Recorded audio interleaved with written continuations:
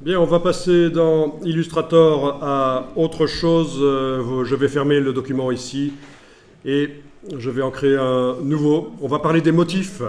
Alors, peut-être que vous connaissez déjà les motifs, peut-être que vous pensez les connaître et que vous allez apprendre des choses. Donc, on va rapidement passer sur les motifs, c'est quand même quelque chose d'assez important dans Illustrator. Puisque Illustrator, c'est fait pour faire du graphisme. Il faut que ce qu'on sort de Illustrator, on voit que c'est du graphisme. Ça a un côté artisanal, un côté sympa.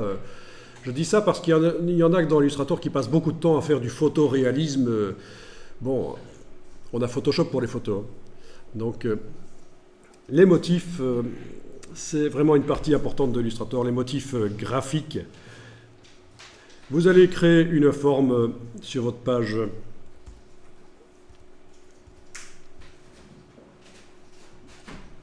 Voilà. Faites pas trop petit, bien sûr. Hein. Je vous rappelle que la page est une référence au niveau de la dimension. Les outils de Illustrator sont optimisés pour des objets qui occupent une partie de la page comme ça, qui sont pas trop petits ou trop grands, quoi. Voilà. Et notamment, ce qui est optimisé, ce sont les motifs.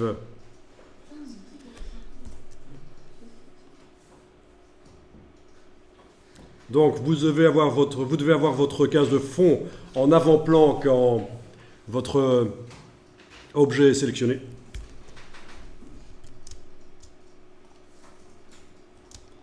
Et on va lui mettre un motif.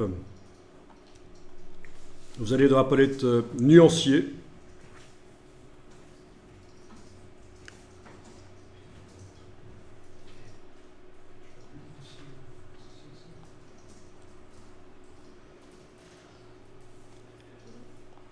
Alors des motifs, il y en a déjà deux ici qui sont livrés dans la palette nuancier. Ce sont des motifs qui sont transparents, mais ça ne se voit pas ici en fait. Hein. Il y a de la transparence. Si vous demandez affichage, afficher le damier de transparence, vous allez voir la transparence de ces deux motifs. Donc si on les place évidemment sur une autre forme, on verra la couleur de l'autre forme derrière.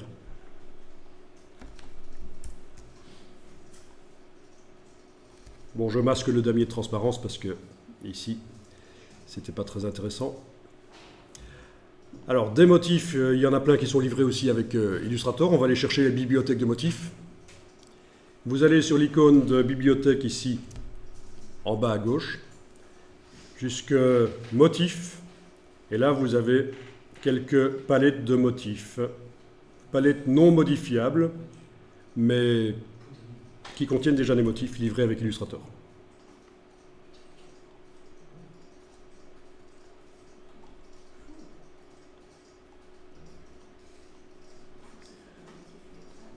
Voilà, je vous conseille d'agrandir peut-être les vignettes, ça peut être intéressant. C'est ce que j'ai fait tout à l'heure dans la palette des calques, mais je le fais ici pour la palette des motifs. Bon, c'est un peu différent. Hein.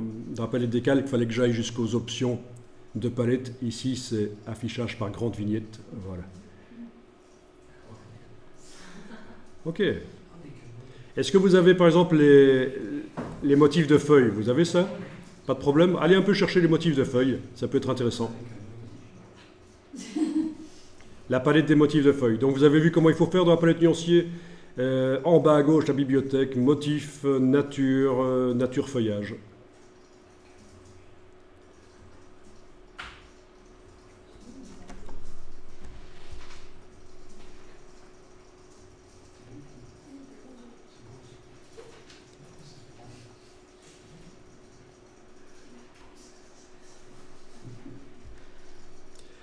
Alors pour l'exercice, pour comprendre comment ça marche, je vais vous demander d'utiliser celui-ci en fait. Et après, vous allez voir que vous allez pouvoir faire vos propres motifs. On va même aussi en chercher sur le web. Mais commençons d'abord par analyser un peu comment fonctionnent les motifs ici. Prenez les feuilles comme ça. On verra bien sûr comment redimensionner un motif dans une forme, comment le tourner, comment le repositionner. Ce sont des choses qui ne sont pas toujours évidentes. Vous n'êtes pas obligé de l'utiliser à la dimension à laquelle il vient là. bien sûr, vous pouvez l'agrandir. Ce sont des motifs vectoriels, donc ça s'agrandit, ça ne devient pas flou.